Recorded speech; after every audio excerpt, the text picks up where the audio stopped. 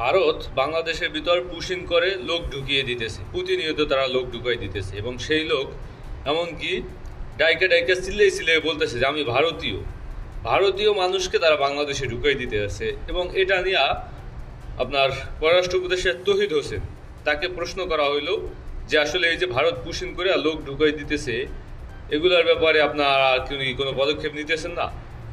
তো পররাষ্ট্র উপদেষ্টার মতো লোক তিনি বলতেছেন যে এখানে কিছু করার নাই, তারা পুশিং করে ঢুকিয়ে দিলে আমরা সেটা ঠেকাতে পারবো না বা ঠেকাতে পারি না। মানে আপনি ঠেকাইতে পারবেন কি পারবেন না সেটা বিতর্কত কথা হওয়া উচিত। রাষ্ট্রীয় একজন পররাষ্ট্র উপদেষ্টা আপনি আপনি যখন এইভাবে খোলামেলা সাংবাদিকের সামনে বলেন যে সেটা আমরা ঠেকাইতে পারি না বা আমরা ঠেকাতে পারবো না, তাহলে ভারত এটা কীভাবে নেয় আপনি আমাকে বলেন। ভারতে তাহলে আরও লোক ঢুকাইবে। এর আগে আমরা দেখছি যে সুন্দরবনে তারা ট্রলারে করিয়া লোক আইনা সুন্দরবনে ছেড়ে দিছে, ভারতের ভিতর থেকে লোক আইনা বাংলাদেশের সীমান্তে যে সুন্দরবন আছে সেই সীমান্তে ছেড়ে দিছে।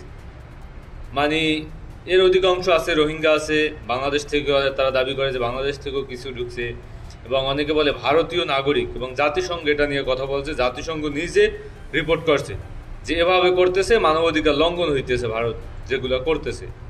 মানে কল্পনা করা যায়, আপনি চিন্তা করেন যে বাংলাদেশের যদি কোনো ব্যক্তি ভারতে থেকে থাকে সেটা ভারত সরকার কি করতে পারে, তাদেরকে অ্যারেস্ট করে আবেদন করতে পারে তাদের তথ্য নিয়ে যে এই লোক তোমার বাংলাদেশি জনগণ বাংলাদেশের মানুষ আমার রাষ্ট্রে আছে, অবৈধভাবে আছে, তোমরা তাকে ফেরত নাও।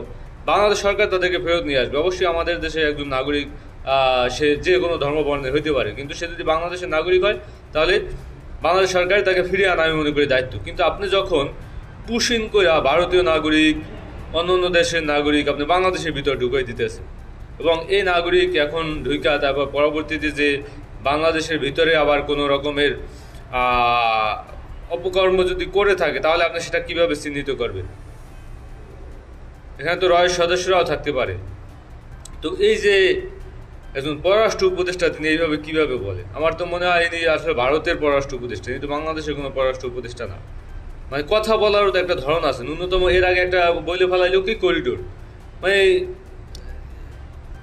তা কি কমন সেন্সের ঘাটতি, নাহলে এই ধরনের একটা লোক আবার শুনলাম যে বিএনপি নাকি এনাকে আপনার রেফার করছে যে তৌহিদ হোসেনকে পররাষ্ট্র উপদেষ্টা বানায়। মানে এটা কি হইতে পারে? ওনার তো ন্যূনতম কমন সেন্স নাই। যেই লোক বলে যে ভারত এইটা পুশিন করলে আমাদের কিছু করার নাই, সে লোক পররাষ্ট্র উপদেষ্টা হওয়ার ন্যূনতম যোগ্যতা আছে বলে আমার কাছে মনে হয় না। কারণ কথা বলার অনেক ধারণ আছে, কথা বলার অনেক মারপেট আছে। আপনি পারেন আর না পারেন, কিন্তু এই জায়গায় অন্য রাষ্ট্রের প্রসঙ্গে আপনাকে কিন্তু ফাড়তে হবে। সে ফাড়াটাও আপনি ফাড়তেছেন না, আপনি তাদেরকে আরো সুযোগ করে দিতেছেন যে আমরা কিছু করবো না, তাদেরকে বার্তা দিতেছেন যে আমরা কিছু করবো না, তোমরা দ্রুত ভারত থেকে যত পারো লোক বাংলাদেশে পুশিন করো। অথর্ব উপদেষ্টা একজন।